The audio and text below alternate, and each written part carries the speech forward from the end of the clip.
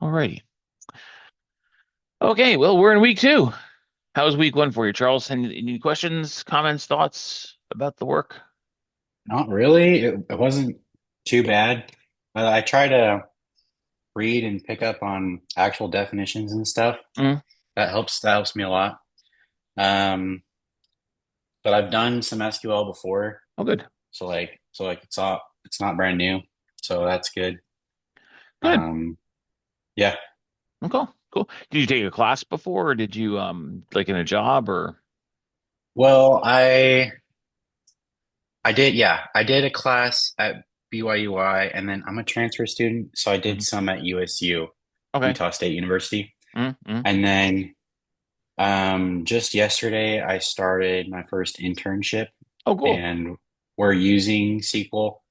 So I'm really stoked to try and apply some things from this semester to it. Fantastic. Well, as the semester goes along and as your work continues, you have any questions from your work, bring them here. We'll answer them.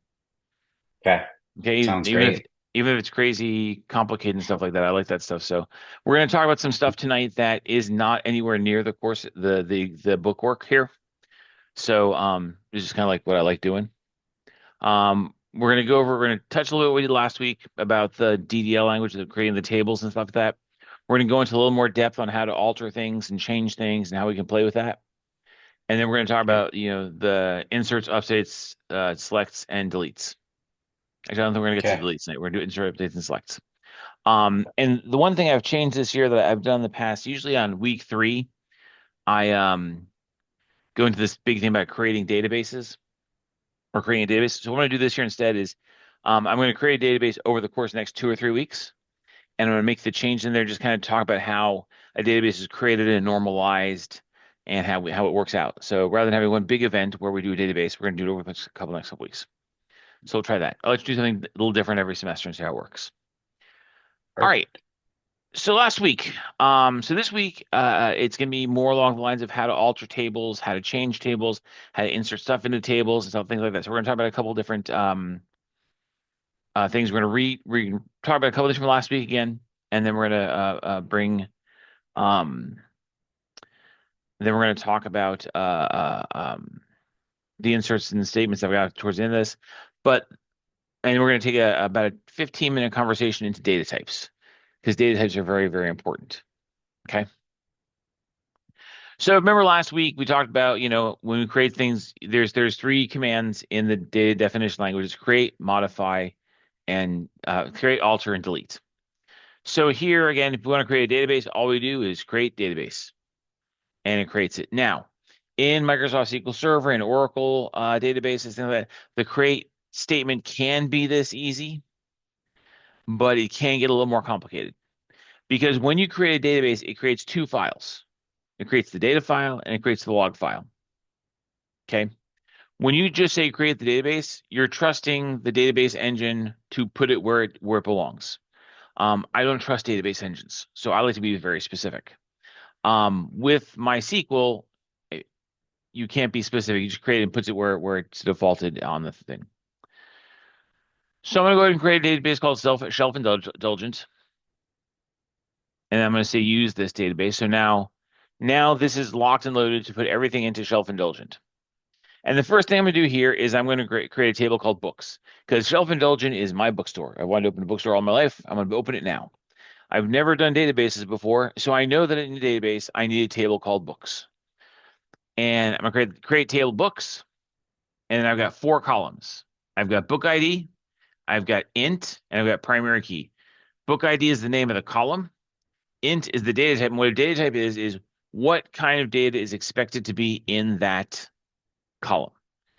When we set up the database, we want to make sure that the column knows what kind of data it's getting. Because we might need to do math functions on it. We might need to do text-based functions on it. We want to make sure we know what data type's going in there. And then primary key means that this is the most important column in the table because it's the one that every index is based off of. So the primary key is what the default sort order is going to be. The primary key is what every other index is going to be based off of. And then I've got title and I've got varchar 100. I've got author, I've got varchar 100, and I've got price decimal 10 2. So what these mean, varchar, uh, so before I dive in, let me start my sidebar onto why data types are so important.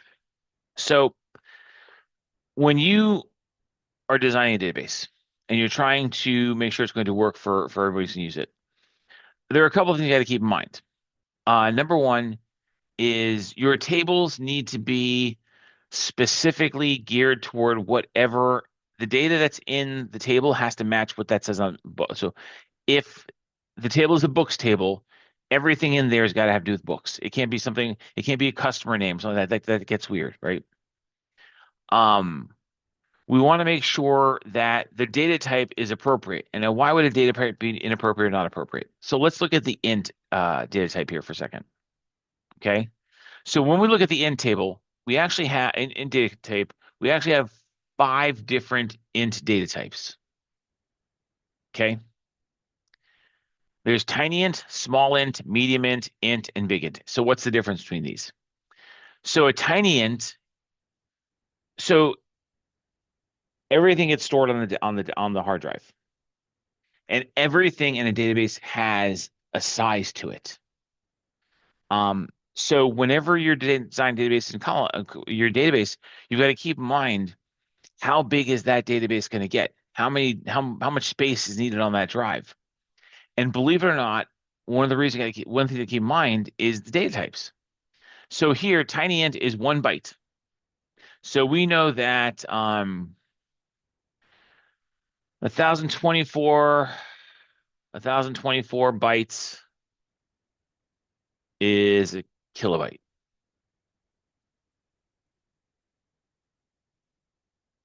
Okay.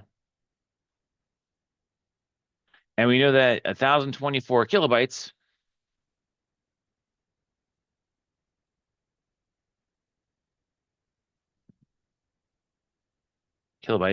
is a megabyte,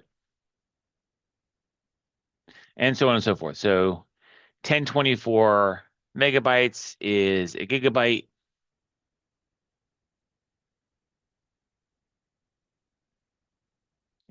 Is a gigabyte. And then we go from gigabytes to terabytes to petabytes to exabytes. Okay. 1024. So, okay. So you get the point. You get where we're going at, right? All right. So a tiny int is 1 byte in size. And there's a signed range and an unsigned range. The signed range is negative and positive numbers because it's an integer. It has to be a whole number, positive or negative. So when we're doing a signed tiny int, it's between negative 128 and 127. That number can fall anywhere in there. If you exceed that, you will get an error. It'll say this won't work. And the unsigned range, which means you're saying I'm never going to use a negative number here, is 0 to 255. Small int is 2 bytes. It goes from negative 32,768 to positive 32,767 for signed range, or 0 to 665,535 for the unsigned range. Medium int is 3 bytes, 8 million to negative 8 million, positive 8 million, or 0 to 16 million. Int is 4 bytes in that range, and big int is 8 bytes, and it goes from 9.2 quintillion,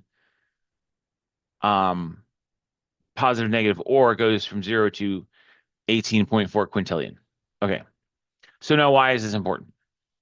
I'll need my calculator for a second. So you're just saying assigned range. That's if you assign it to it, and then it'll just shoot an error back at you. No, And no, then no. if So it's un okay. no, go ahead. Finish the question. Oh, if it's unassigned, it'll just let you do as much uh data space as you want, or No. So what's the difference between signed and unsigned? Okay. Signed range, which is the default setting. So when you're talking about a data type, only certain kinds of data can go in there. Okay. So when you're talking int, it's got to be a whole number, positive or negative, to a certain range. So let's look at TinyInt here, right? So I have a table and I've got a column in there and I use TinyInt. And I use TinyInt in the signed range, which is default, which means the data that can be in that column can either be from negative 128 to a positive 127. If you try to put 129 in there, you get an error, an out of range exception. Okay. If I use unsigned range, it can go from 0 to 255. If I put a negative number in there, it'll error. And if I put 256 in there, it's an error. So what we're doing when we're doing data types is we're giving that column a very specific sized box to put the data in. Does that make sense now? Yeah. Okay. So why is this important? So let's say I'm doing a column, I've got a customer column and age is the field. What data type am I going to use? Everything defaults to int, right? Now, when I create the database and I've got the age table and I use the int data type, no matter what happens in that, so how to explain this? Every row of data has takes up amount of space.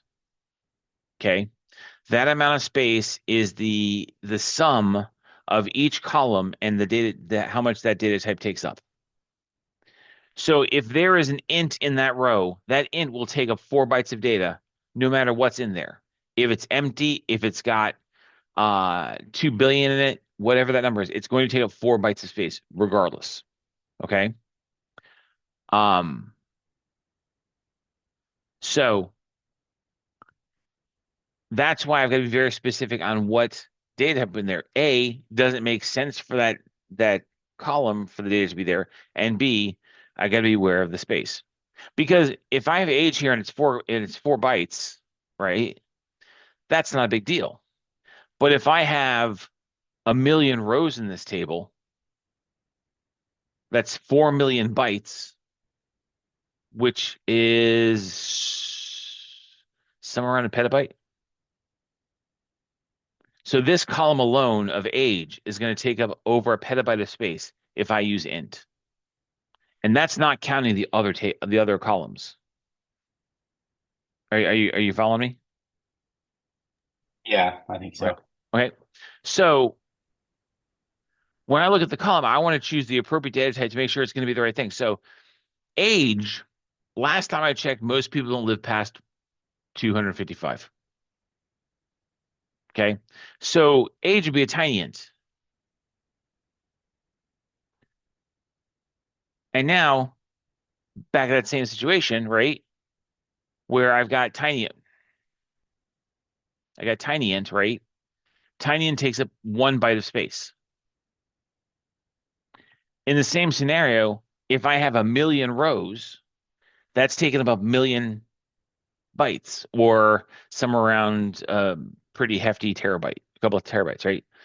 I've reduced the space of my database by 75% because I chose a better data type.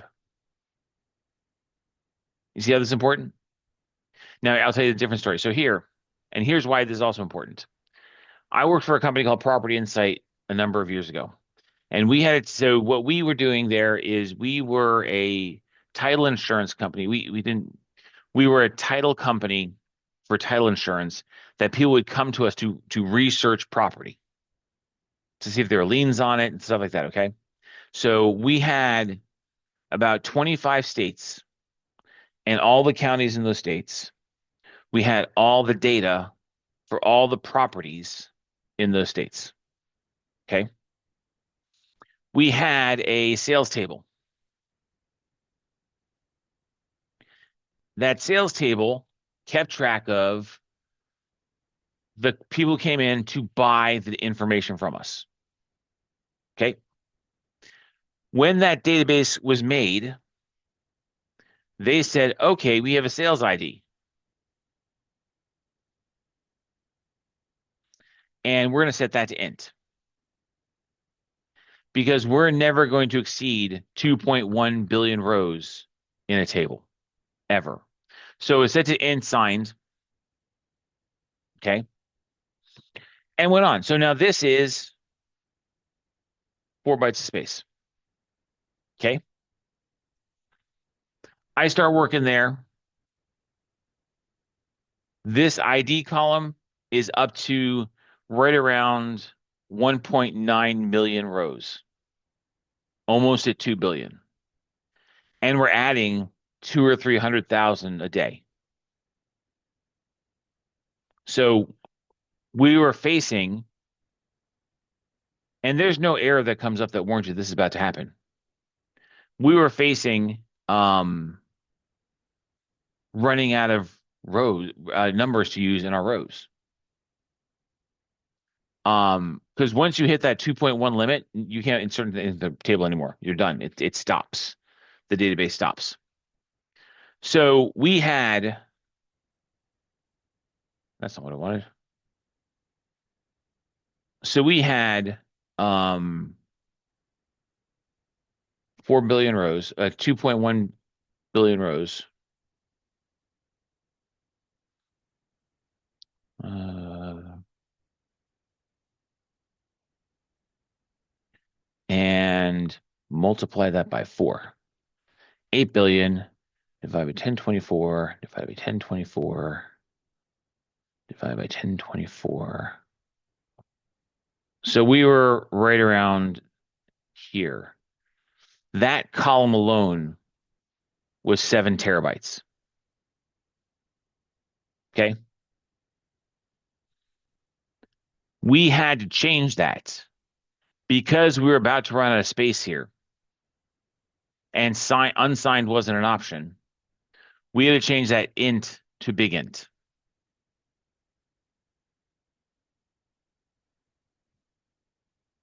And that's 8 bytes. So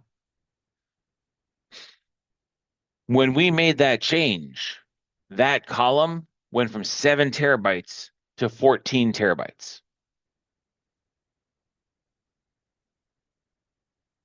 Okay. The size of that database grew by 7 terabytes just because we changed the column ID or the data type in the column. And we had to make sure we were ready for that to happen because if we didn't, the whole thing was going to blow up because we run out of space on the disk. So we had to quickly acquire, I think it was 5 disks to put in our disk array to make sure there was enough space for it. And then it took the better part of 4 days to upgrade that table. So our database was down for 4 days to fix this.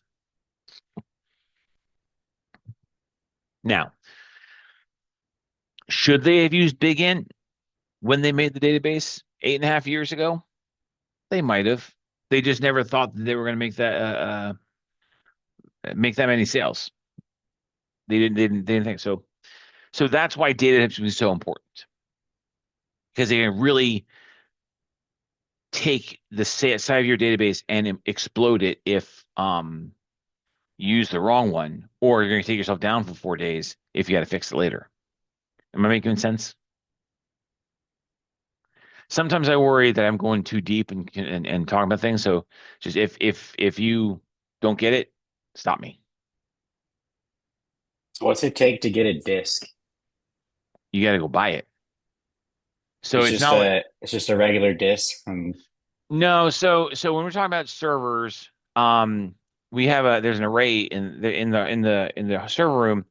It looks like a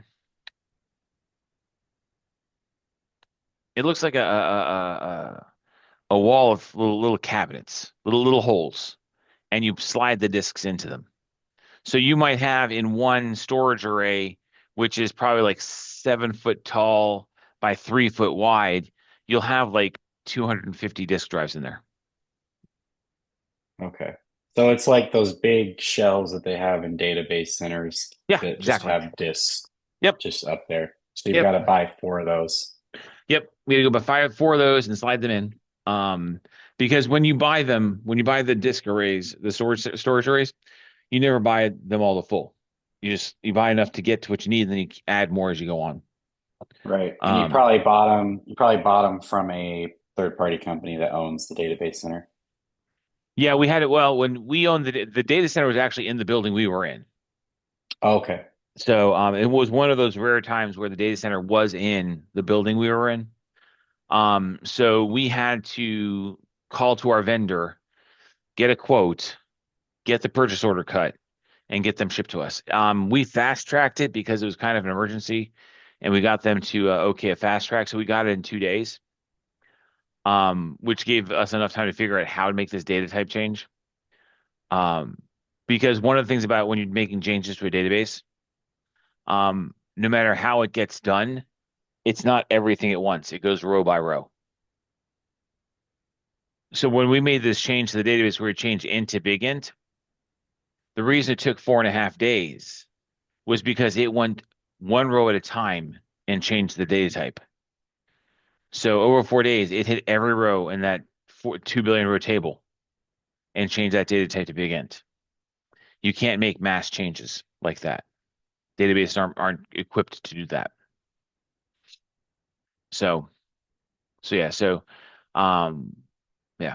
So that's what the hardware is. Yeah, when you look at your computer, your desktop, your laptop, you see, hey, I got my computer here, my hard drive's in here, and everything's in here. But when you're talking about data centers, everything is separate. So the hard drives are on one wall, the computers are on one wall, and there's no monitors anywhere in the room. There's no monitors on these things. No mice, no keyboards. There's a single computer that's so software that connects to all of them, and they log in from there into those. So these are the main number data types we'll deal with in big and small and these. We've got other data types. We got char and varchar in text. These are our predominant text-based ones. Char and varchar.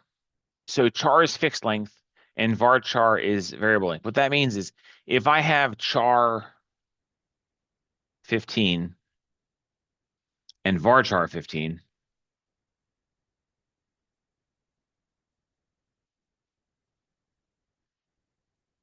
from where we sit, they look exactly the same. One just says var, one doesn't say var. But when you're talking about how it gets stored on the hard drive, that's where it makes the difference. If I store a char 15 on the hard drive, so here I've got so I had age over here, right? So I had age and age was tiny int.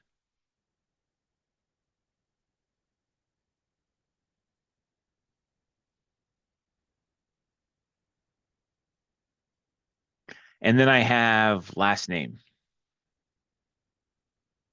And I make last name char 200. Okay.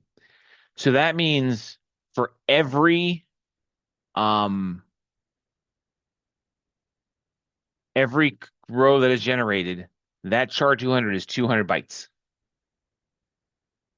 I'm sorry, 200 bits, which is let's call it 8 bytes, right? So no matter what goes in there, it will take up to 200 characters.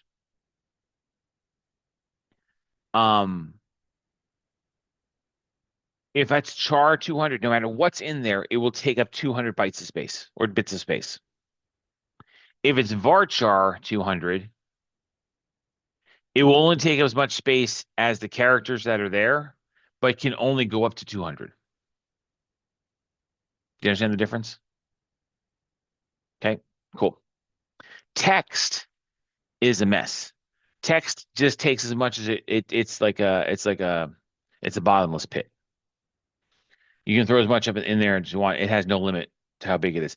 It just can't be indexed in any sane way. Then we've got date type and we got time type and we got date time. And so date is just the date, time is just the time. Then I got date time and I got timestamp. So date time is day, month, year, hour, minute, seconds. And timestamp is is used because it grabs the exact moment that something was done. So the difference is we put the datetime in, timestamp is an automatic one. Okay. And then we've got decimal.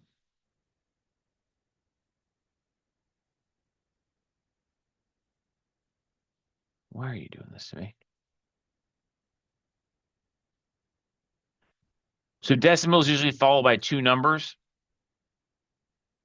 In this case, we'll do 10, comma 2. What decimal is, this first number is how many numbers in front of the decimal point can you have. And the second one is how many numbers after the decimal point you can have. So it's used for money and stuff like that. Does that make sense? Sweet. Let's go back over to here. So here I've got book ID and primary key. So I'm being very optimistic that I'm going to have 2.1 billion books at some point in time in my database. Title is varchar 100, author is varchar 100, and price is decimal 10.2. Okay. So I'm going to create that. And that table is now created. I want to insert information into this table. My insert statement looks like this. Insert into books, and then I have in parentheses the columns it's inserting into. I use the keyword values, and then I just put all of them in at one time. Okay. We're going to get fancy with the insert statement around week 4, but this is your basic insert statement. And if I run that, I now have 25 rows in that table.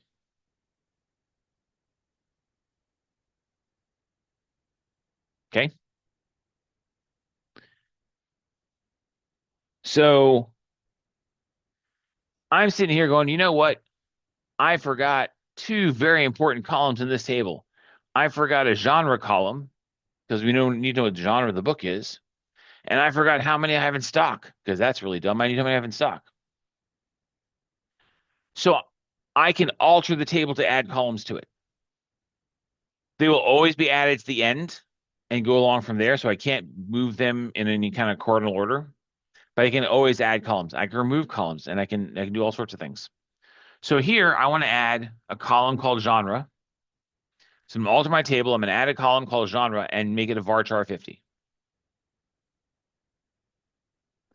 And I'm going to add a table. I'm altering my table, adding a column called stock count and make it an integer. And if I do my select, I now have this null, and these are all null because I created the tables without putting data in them. Null means there is no data in here. If I put a space in there, that's considered data. So it's no longer null. Null means there ain't nothing in there. Now I can't have it be null. So here I'm going to update the table. So I'm going to say I need changes to the data of the table. I need to change the value of a column based on something else. So here I'm going to update the books table. I'm going to set genre equal to classic, where the book ID is in these IDs. I'm going to change to fantasy where these, sci-fi, horror, thriller. So this is what it looks like now. And after I update it,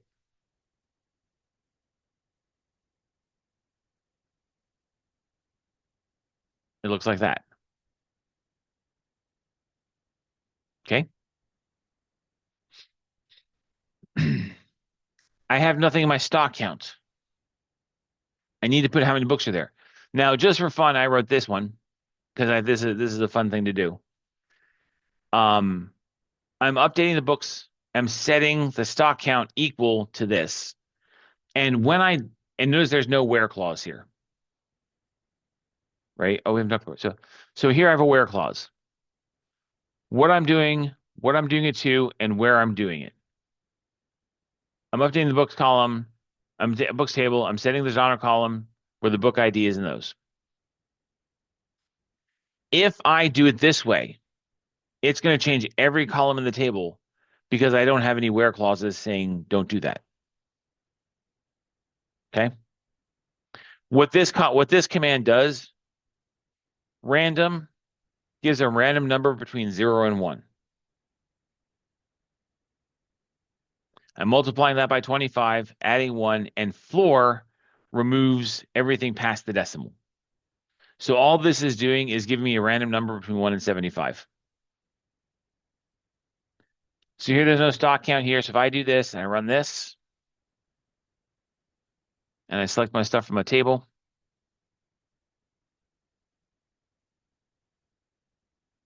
I got all the numbers there. Okay.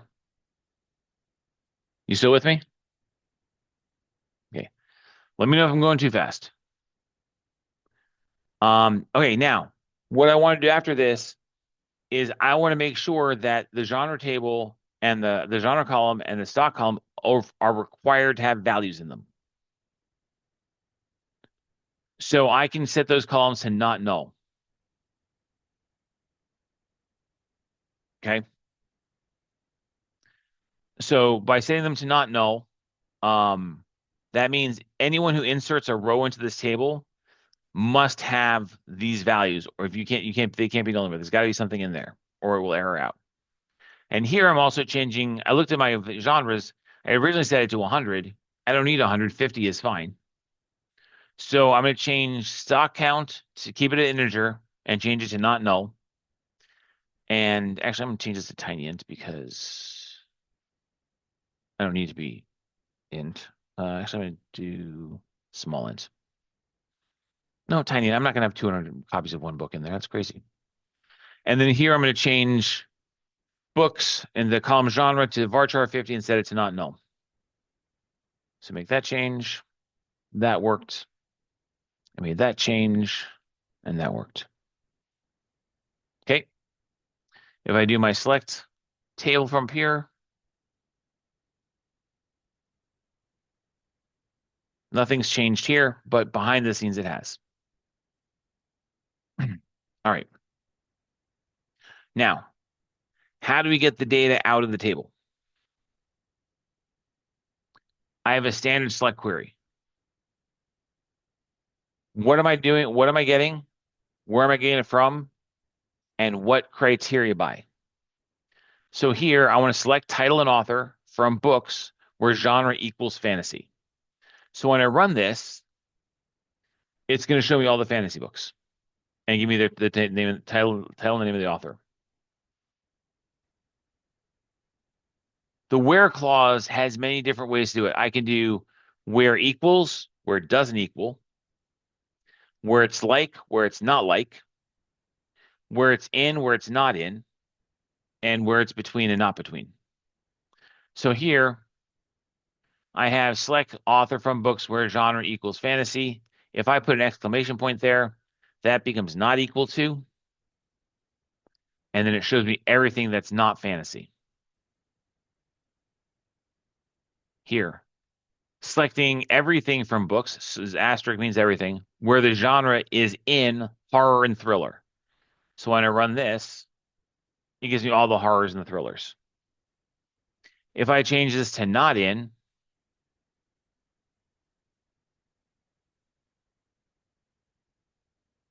it gives me everything but horror and thriller. Making sense? Here, I'm selecting the title and price from books where the price is between $10 and $15.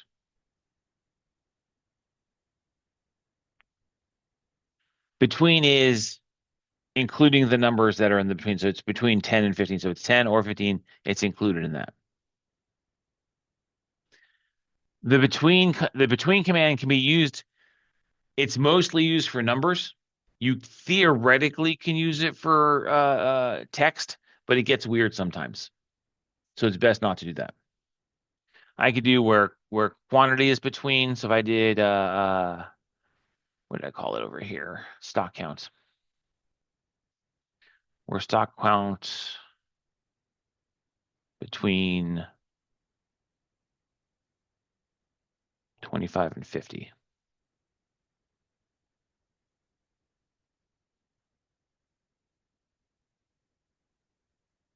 Okay. Then I have these like statements. So like means um it looks like or similar to or something like that. And I've got a couple different ways to do that. So here I've got select from books where title is like the, and I put the percent sign. The percent sign is a card operator, but it's a specific card operator.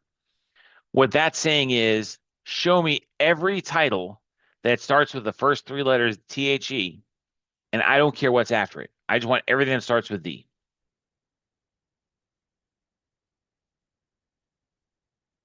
Okay. For this one, I'm going where the title is like percent AL percent. So that means show me every book title that has the letters A and L next to each other somewhere in the title, and I don't care about anything else. I just want to know that.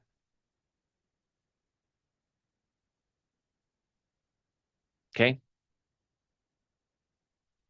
The next one, show me from books where the title ends in E.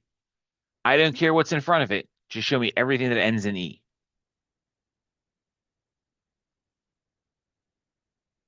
Okay. The last one is a little more fun. Show me where the first letter is T, and then there's four characters after, and then the sixth character is W, and I don't care what's after that.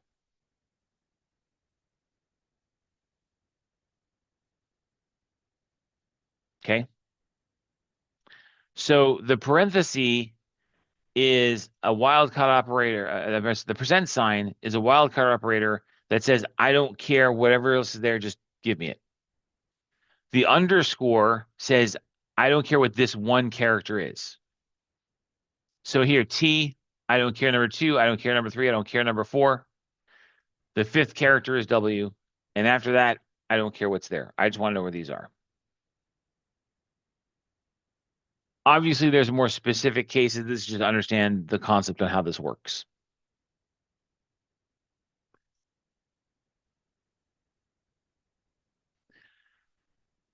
So, real quick, how a select query. Yeah, I'll talk. Remind me next week to talk about how a select query works because we're at 10:09 already, and that's another 15-minute conversation. But how these work is not what you think it would be. So now here, what other fun stuff can we do?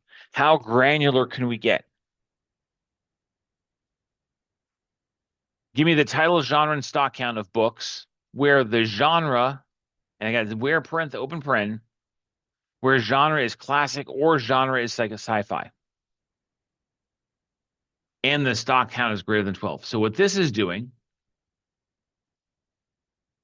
it's going to look, and if the genre is either classic or sci-fi, it's going to count. Because when you say or, it's either or. If it's classic or it's sci-fi, we're good to go. And then only where it's greater than 12. If I run that, it's classic and sci-fi, and they're all greater than 12. If I change this to or, what's going to happen is it's going to show me where genre is classic or sci-fi and any place where the stock count is greater than 12. It's no longer going to be limited to classic or sci-fi because this or says it's either this or that.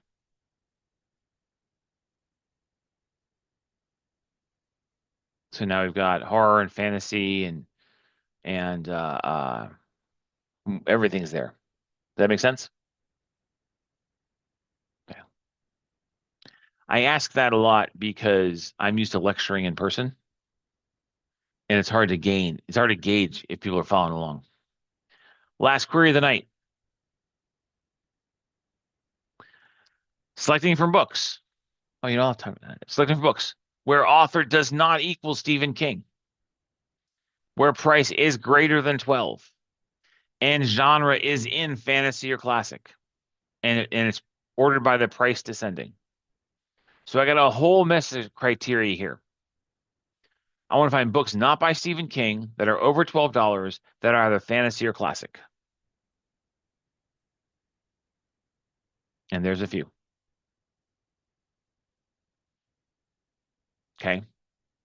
So the first part of tonight we talked about is how that structure is very important in how you create it.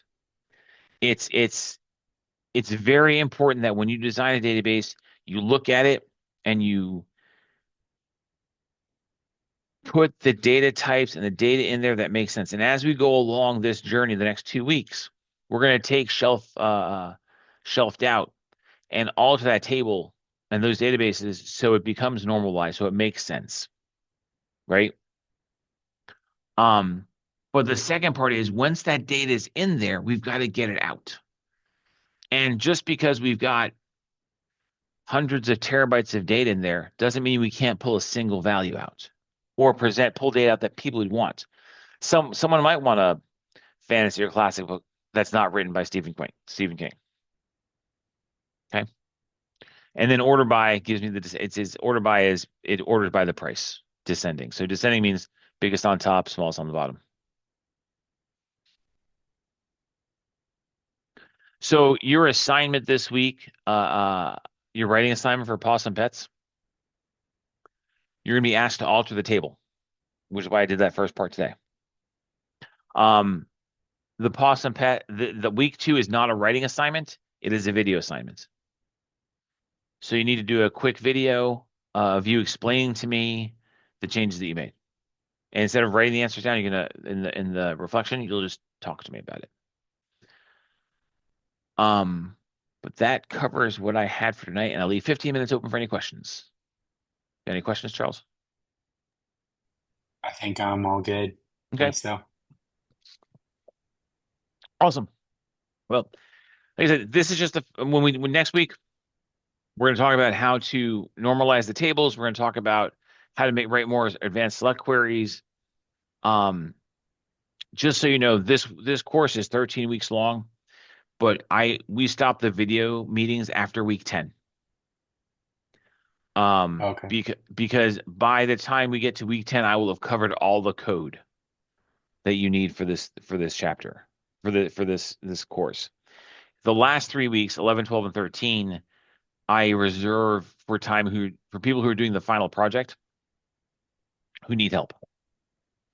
I don't know if you've decided on, but I think because you've got an internship going on, and you're using Query there, I really would recommend the final project if you've got the time for it, as opposed to the final exam, because it'll really force you to learn how to use these SQL skills.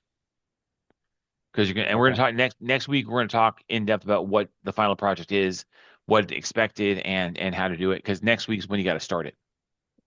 Okay. Yeah, Because that next week will be helpful for that. yeah. All right, then, sir. If you have no other questions, we'll call it a night, and I will get this post online for anyone who wasn't here tonight who wants to watch it, and we'll talk next week. Okay. Thank you. See you next week. See you next week. Thanks. Bye. Bye.